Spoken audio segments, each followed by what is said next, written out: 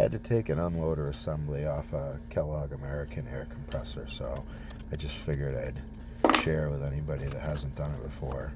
But basically I took that cover plate off and pry it off a little bit, and then I had to the main part of it was, once that plate's off, I took a couple of monkey wrenches. I think I might have used one monkey and one adjustable, but I used the adjustable on the back side of the crankshaft, and I used the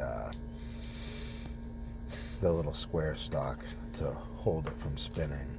But it's the wrong way. You got to tighten it to loosen it. That's the main thing to remember. So once you get to this point, you got to hold the crank still. And I did that, like I say, from the front, and then on this side I tightened it, and tightening it is loosening it. That's basically all there is to it, but I just wanted to share that with anyone that hasn't done it before. Sorry the lighting's so crappy, but hopefully you get the idea.